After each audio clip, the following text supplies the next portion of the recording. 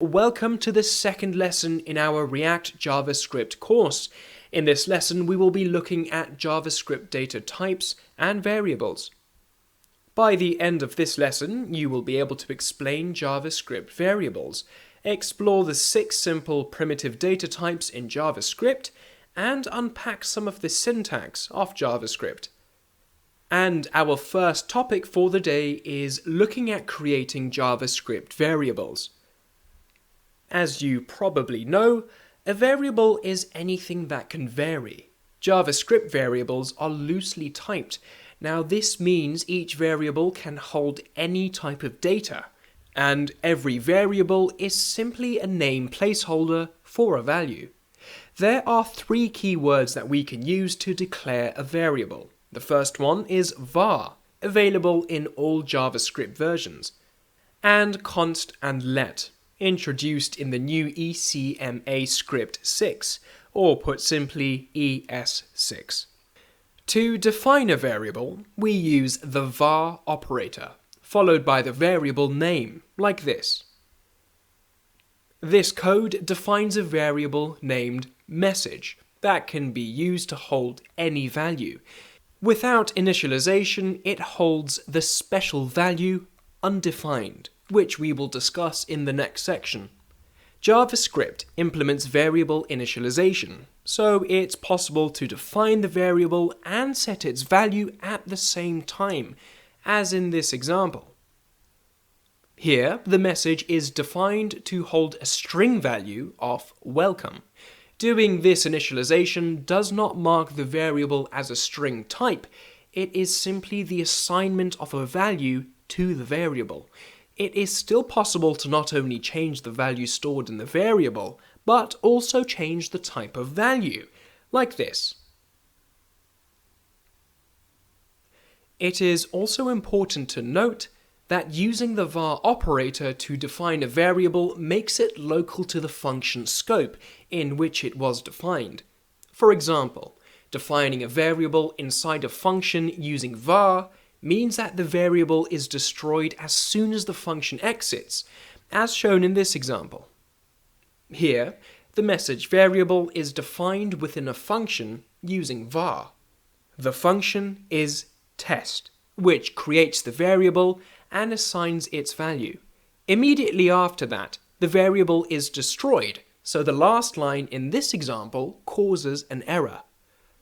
To define a variable, we use the let operator, followed by the variable name, like this. This code defines the variable age that can be used to hold any value. It's also possible to change the value and the type of the value when using let, like this. Let operates in nearly the same way as var, but with some important differences. Most notable is that let is block scoped, but var is function scoped. Let's take a look at this example. Here, the age variable cannot be referenced outside of the block because its scope does not extend outside of the block. Block scope is strictly a subset of function scope, so any scope limitations that apply to var declarations will also apply to let declarations. Now, a let declaration does not follow for any redundant declarations within a block scope. Doing so will result in an error like this. Const behaves identically to let, but with one important difference. It must be initialized with a value, and that value cannot be redefined after declaration. Attempting to modify a const variable will result in a runtime error, like this. With let and const, most developers will find that they no longer use var anywhere in their codebase. In this course, we will be using let and const to declare our variables. Computer programs work by manipulating values, such as the number or the text. The kinds of values that can be represented and manipulated in any programming language are known as types. One of the most fundamental characteristics of a programming language is the set of types that it supports. There are 6 simple data types, also called primitive types, in JavaScript. They are undefined, null, boolean, number, string, and symbol. There is also one complex data type called object, which is an unordered list of name-value pairs. So we are going to look at the 6 simple data types now, and we will look at objects later in this module. The undefined type has only one value, which is the special value undefined. When a variable is declared using var or let, but not initialized, it is assigned the value of undefined as seen in this example. In this example, the variable message is declared without initializing it. When compared to the literal value of undefined, the two are equal. This example is identical to the following. Here, the variable message is explicitly initialized to be undefined.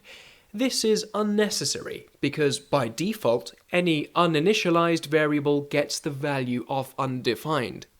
A favorite JavaScript oddity is the fact that null is an object, a complete contradiction when you look up the definition of null and see that it is the total absence of meaningful value.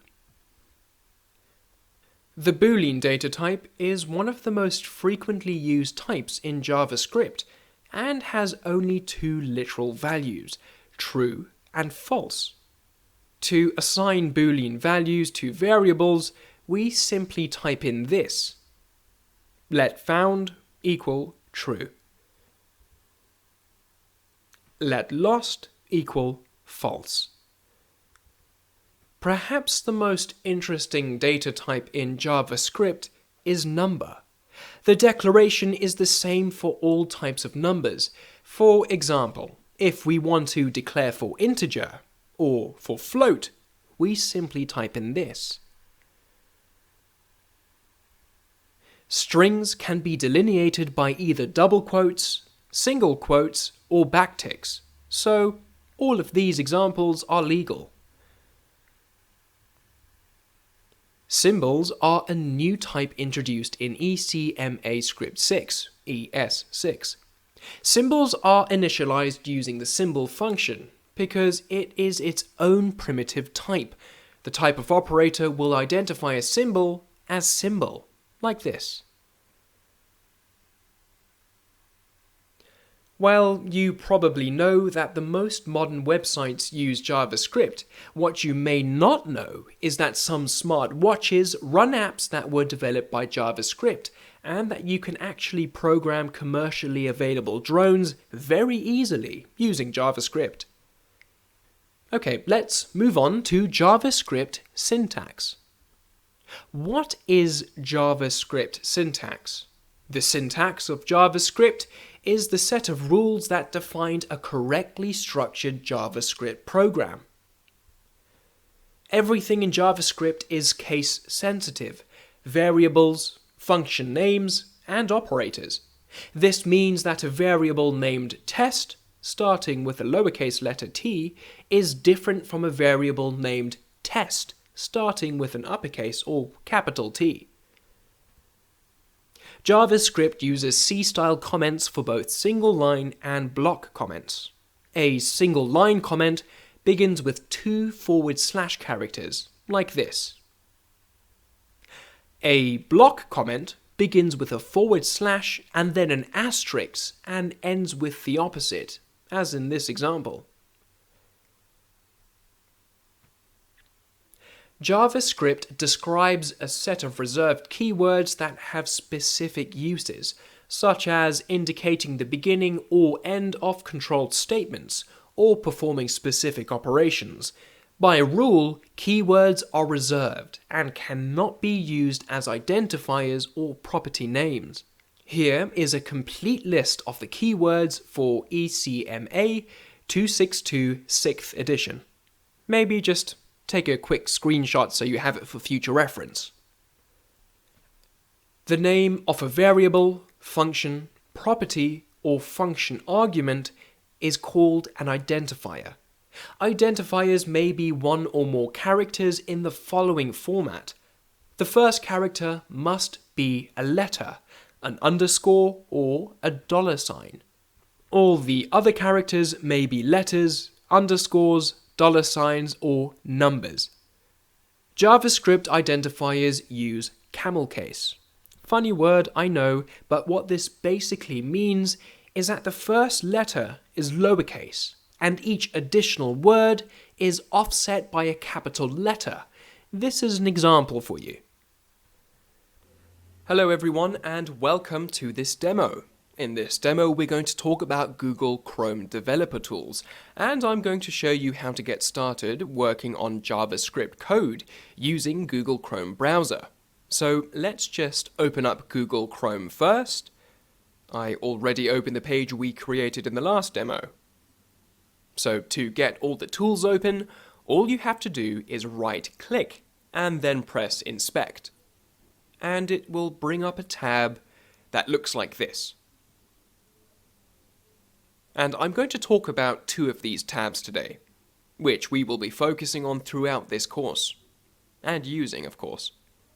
Okay, so the first one, it opens up automatically, and it's called the Element tab. It just shows you the HTML on your page, and you can expand the different tags just to see what's inside of them. And as you hover over those elements, it kind of shows you the highlights on the left, and exactly what you're pressing on. You see? And the second tab that I'm going to show you, and this one is by far the most useful when working with JavaScript, and it's called the Console tab. And right here, I can type in any JavaScript that I'd like live in the browser. So it can test things out. And also, it's going to throw up any errors that our website may have when it comes to the JavaScript.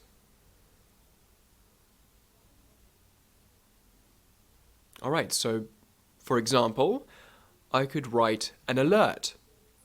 So let's just do this, and then type in alert, welcome,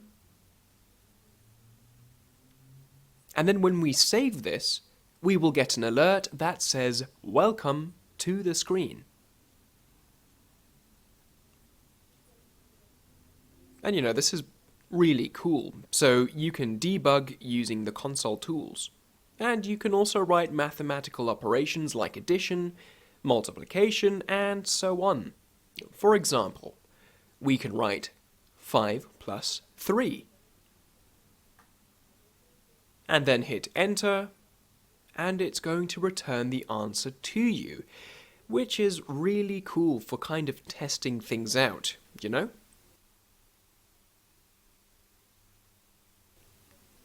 Okay, now let's go back to Visual Studio Code, and I'll open up the same folder we created in the last demo, which was called Hello World.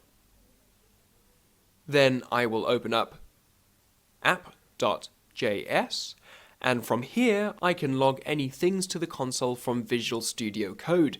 For example, I can write .log, what is your name? And then save this, and it will log what is your name in Google Chrome console.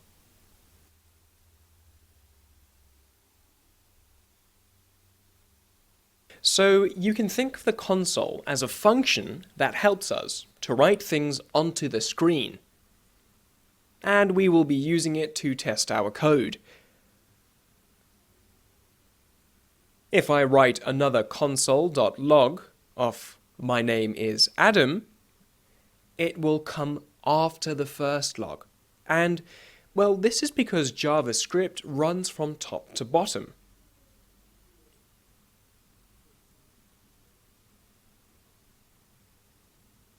Alrighty, so let's talk about variables. One of the most fundamental things in the JavaScript is a variable. And we use variables to store values, names, emails, or anything that we want to save for future uses. And we will use let to create these variables. We just type in let name Adam and end the sentence with a semicolon. In this sentence, we assigned Adam to be saved in the name variable. If I now console.log name and check out in the browser, I will see Adam. Okay, let's do another example. If I said let age equal 25 and save, then console.log age, and again check the console, we will see 25, just returned after Adam. Now we can also reassign the age variable and give it another value. For example, we simply write age equals 30. And if I now console.log age, I will find the age value has changed from 25 to 30.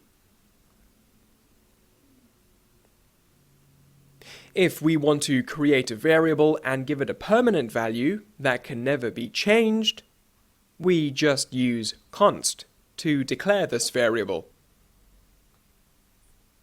We simply write, for example, const dot point equal 100. And this value will never be changed in the future.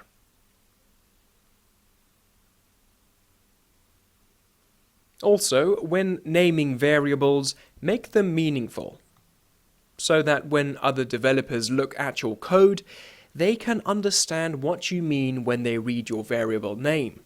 That's pretty important to remember.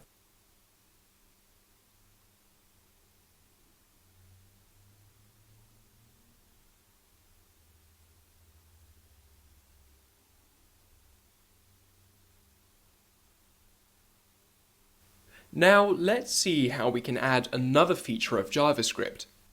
This time we will learn how to write comments in our code.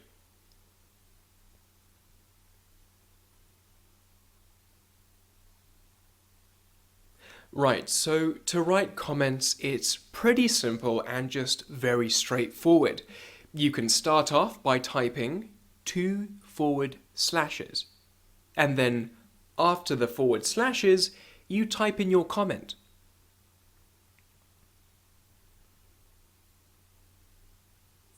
In this case, I will write the logging name and age to the console.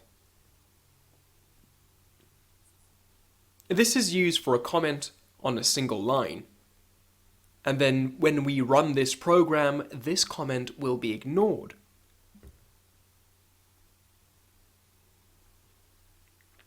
We can also write multiple comments by writing a slash and then an asterisk. And then we need to close this off at the end of the comments, like this.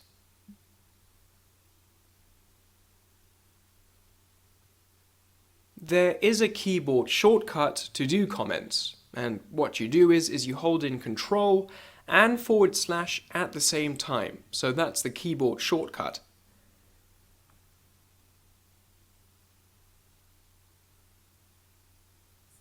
Alright, so we've now learned how to store different data or values in variables, and how we can save values like numbers and names and different types of values.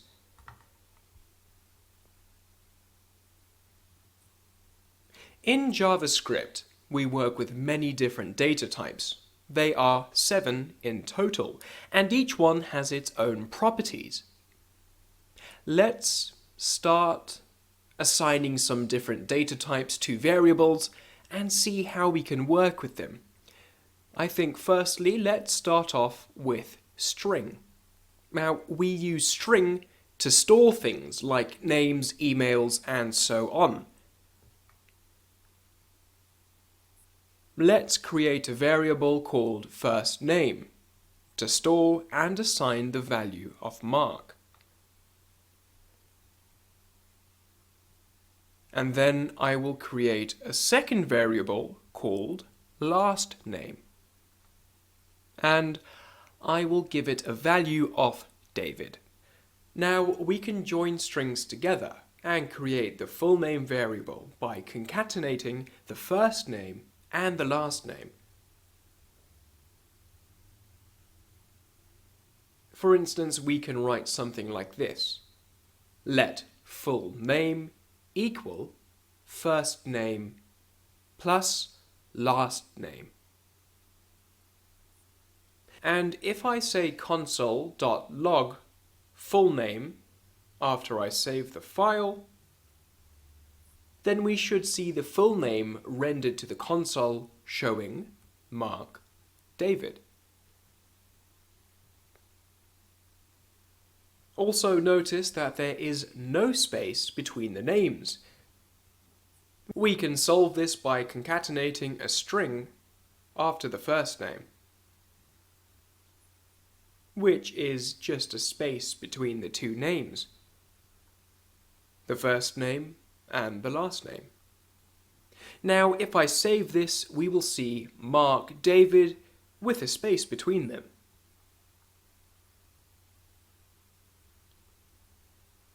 Alright, so now we've seen how string data type work in JavaScript. Let's go for another type, which is number. We can use numbers for storing ages, or a number of customers, or maybe even to perform some kinds of calculation. So let's see in action how we can use numbers in JavaScript. For example, we can create two variables, num1 and num2, and assign them two values. And then we can create some variable, which will be the summation of num1 and num2.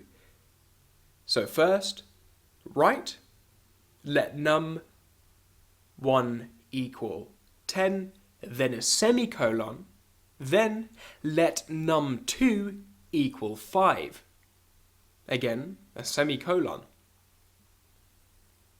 Then we will write let sum equal num1 plus num2.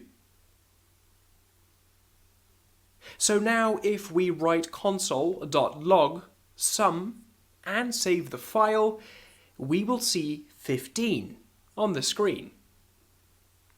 We can do the same thing for multiplication, and for subtraction, and for different kinds of mathematical equations.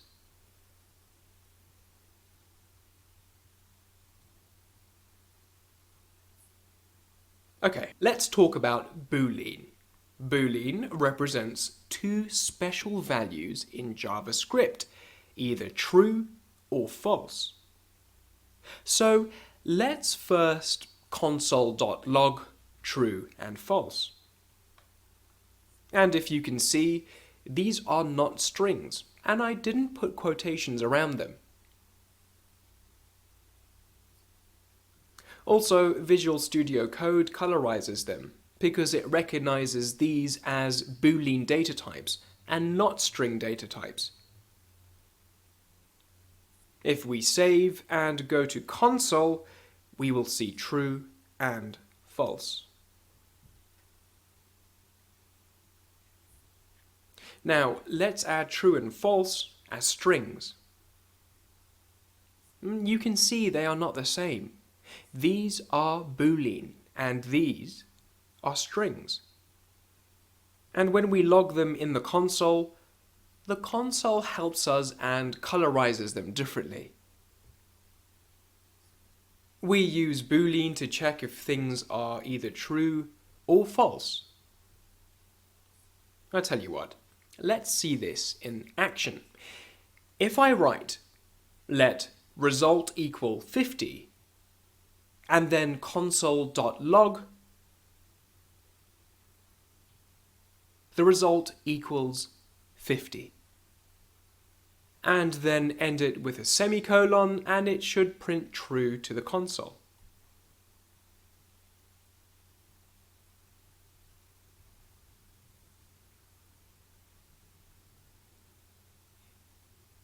Again, if I write console.log result equal 30, it should give me false.